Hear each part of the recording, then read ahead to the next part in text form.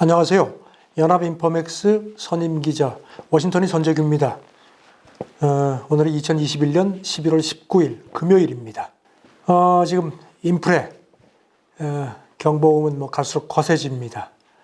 이런 가운데 이제 아시다시피 이제 연준이 어떻게 금리를 올릴지 이게 이제 큰 관심인데, 그 윌리엄 더들리 그 뉴욕 연방은행 총재를 지낸 사람이죠. 그 당시에 아주 월가 영향력이 컸죠.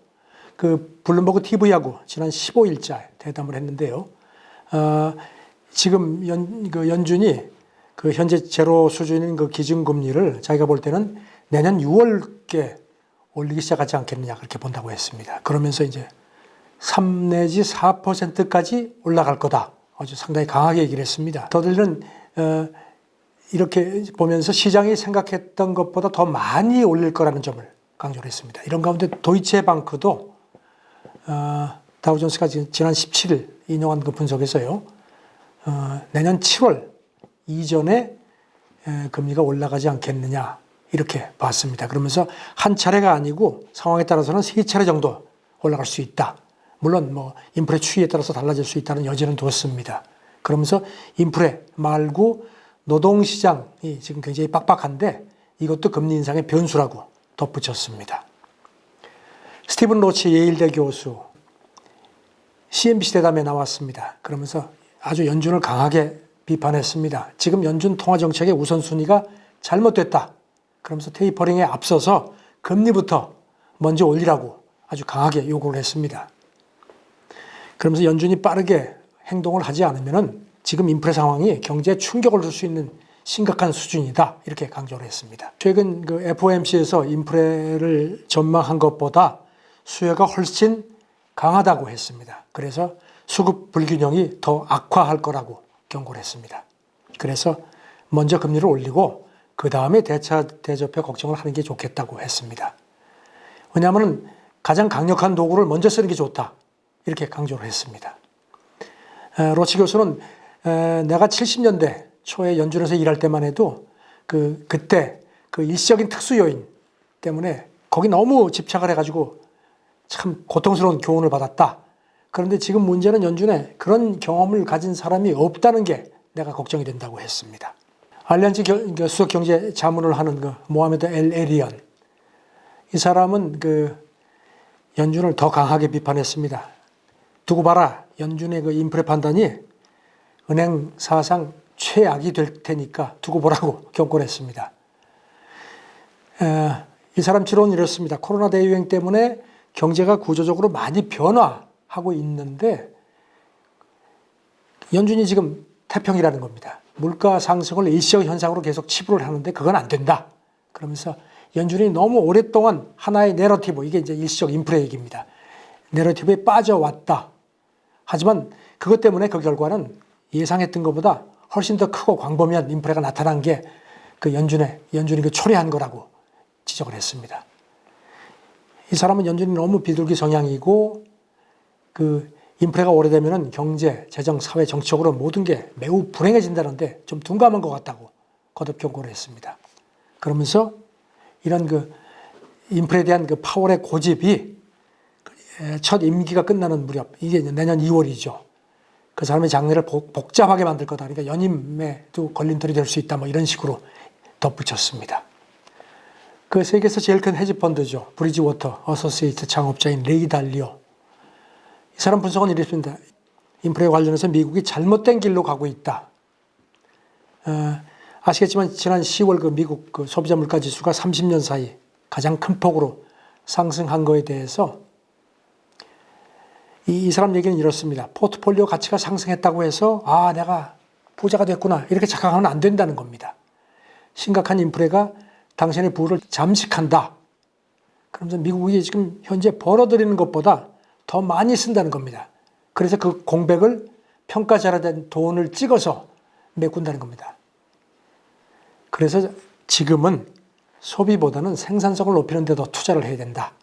그리고 이런 그 인플레가 심화되는 것 때문에 가장 큰 손해를 보는 사람은 바로 현금을 가진 사람이라고 강조를 했습니다.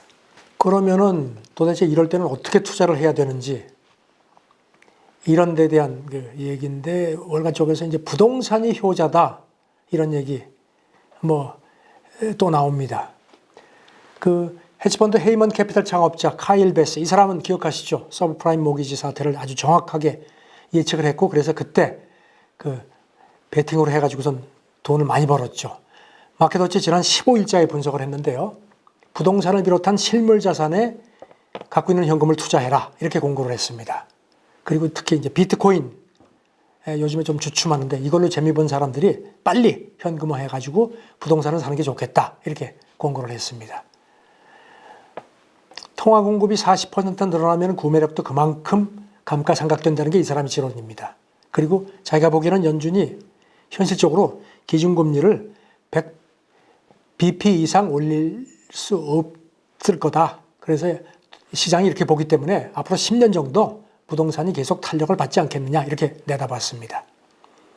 그리고 또 중국에 이어서 미국도 이제 곧 내년부터 가상화폐를 강력히 규제할 움직임이다. 그래서 비트코인이 금의 아주 완전하고 훌륭한 그 대체 인플레 그 해칭 수단이라는 생각을 가졌다면 그걸 지워라 이렇게 공고를 했습니다. 그러면서 현금화해가지고 금보다는 부동산하고 그 토지를 사는 미국인들이 늘어날 거다. 하지만 중국 부동산은 얼씬도 하지 말라고 경고를 했습니다. 아쿠아마린 캐피탈 창업자 가이 스피어, 이 사람은 이제 버핏을 아주 상당히 추종하는 걸로 분류가 되는데요. CNBC하고 회견을 했습니다. 비트코인이 지금 다시 그 주목을 받지만 탄탄한 기업하고 부동산에 투자하는 게 지금으로서는 답이라고 얘기를 했습니다. 내 생각은 유망한 기업 주식을 소유하는 게 최선의 인플레 해칭 방법이다. 그리고 특히 원가 상승 압박을 이길 수 있는 그런 수익을 내는 종목을 사는 게 좋겠다.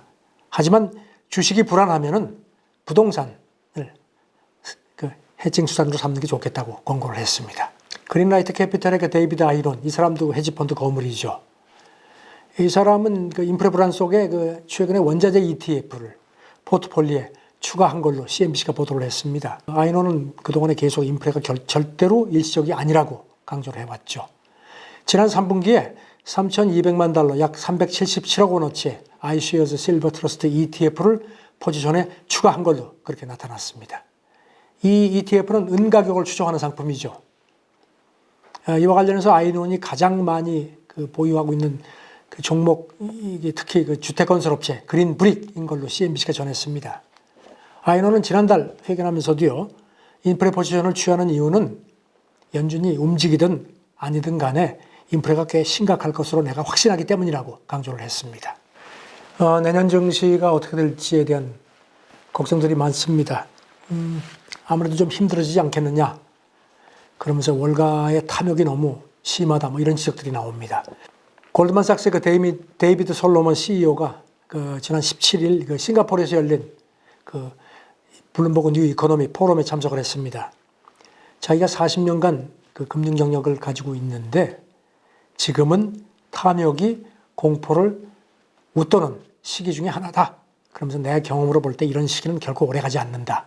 이런 경고를 했습니다.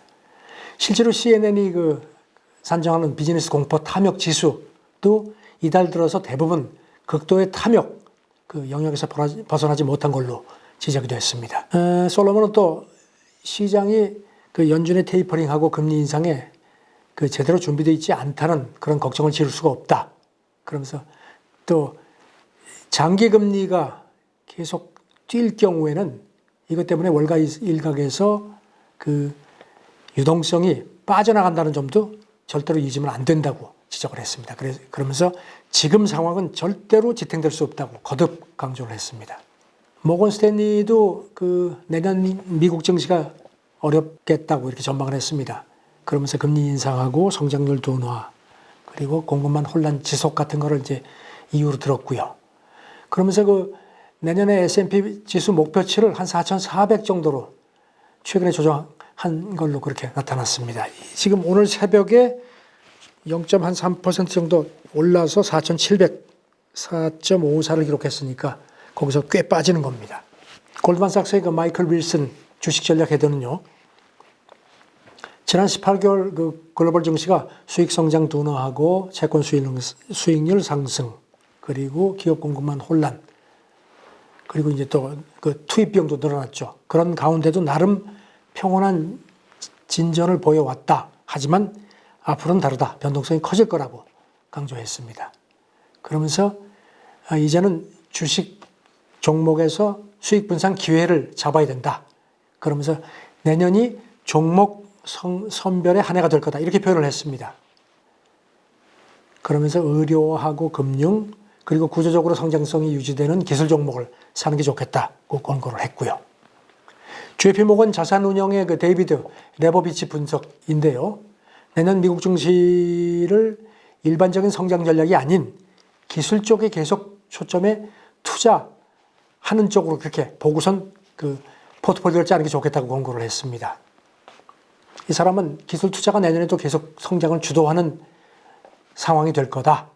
그러면서 IT가 뭐라고 해도 여전히 핵심 동인이라고 강조를 했습니다. 레보비치는 또 이런 얘기를 했습니다.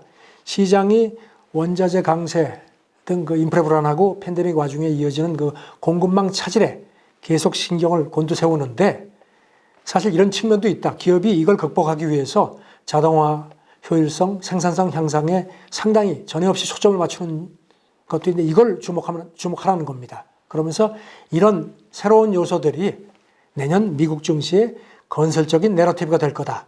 이렇게 또 충고를 했습니다. 월스트리트저널이 지난 14일자에서요. 인플레 급등이 시장 거품을 자극한다는 경고를 내놨습니다. 주가지수하고 암호화폐가 기록적인 높은 수준까지 치솟았다. 그러면서 위험 자산 투자 선호 탓이라고 이라는 점을 상기시켰고요. 반면에 안전자산인 그 미국 국채 수익률은 인플레로 인해서 떨어졌다고 이렇게 덧붙였습니다.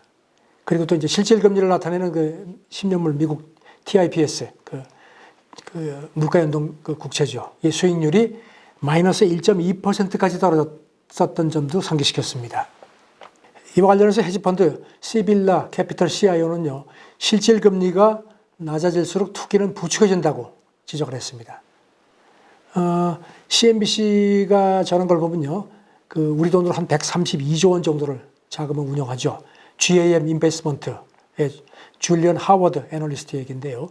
역사적으로 볼 때 실질 금리가 자기가 볼 때는 조만간 영구적인 마이너스 영역에 들어가지 않겠느냐 이렇게 본다고 했습니다. 그러면서 최근 몇 년 이렇게 저금리가 지속되는 게 이게 뭐 오랜 기간 수익률이 떨어지던 매우 장기적인 추세로 되돌아가는 거라고 자기는 본다. 그러면서 기후위기라든가 그 기후위기 하고 그 코로나 팬데믹으로 인한 경제 충격이 금리에 아주 부정적인 영향을 준다고 했습니다. 지금 이제 파월 의장 임기가 이제 내년 2월에 끝나죠. 궁금하시죠? 저도 궁금합니다. 뭐 지금 이렇게 나오는 얘기들 외신들이 전하고 이렇게 백악관 쪽에서 나오는 얘기를 보면 파월이 연임되는 게 뭐 무난하지 않겠느냐 얘기가 많은데 글쎄요. 워낙 또 민주당 쪽에서 이 딴지를 거는 그 세력들이 만만치가 않습니다.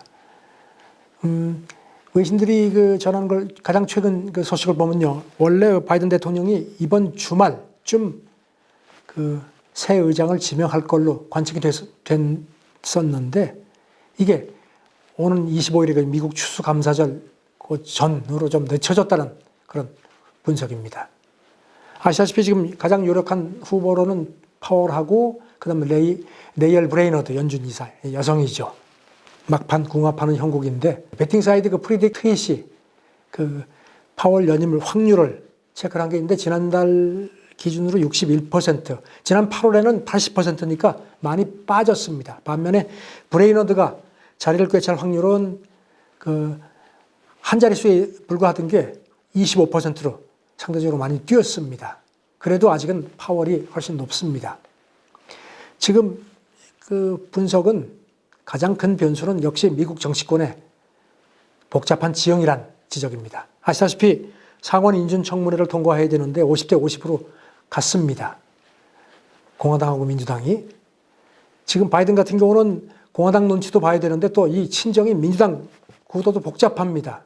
왜냐하면 바이든이 지금 역점적으로 추진하는 1조 7,500억 달러의 그 사회 복지 예산안 통과 공화당 견제도 그렇지만 민주당 내 지지를 얻는 것도 지금 만만치가 않습니다. 왜냐하면 두 사람 이름 기억하시죠? 조 맨친하고 커스티 시네마. 이 두 사람은 여당 내 야당으로 통합니다. 특히 사회복지 법안에는 이 맨친 상원의원은 나는 반대. 그러니까 이 사람이 바이든이 계속 밀어붙이면 파월 연임에 딴지를 걸 수가 있다는 겁니다. 한 표라도 빠지면 이건 안 되거든요. 그리고 또 그 엘리자베스 워런 상원의원, 그 다음에 이제 무소속이지만 민주당하고 같이 움직여온 버니 샌더스 상원의원, 그야말로 진보 진영의 그 아이콘들인데 이 사람들도 지금 삐딱합니다. 워런 상원의원은 지난 9월 그 상원은행 청문회 때 파월을 앞에 앉혀놓고 당신은 위험한 사람이야. 은행 시스템 약화를 주도해왔어. 그러면서 나는 당신 연임에 반대하겠다고 아주 노골적으로 언급한 사람입니다. 그래서 이제 이렇게 조금 추수감사절 이전으로 좀 늦추는 것도 이런 집안 문제 때문에 그런 게 아닌가 얘기인데 글쎄요. 지금 바이든이 과연 어느 쪽에 손을 들어줄지 추수감사절은 다가오는데 참 바이든의 속은 그렇게 편치가 않을 것 같습니다. 여러 면으로다가. 도박 사이트의 베팅이 얼마나 맞을지 궁금합니다. 네. 감사합니다.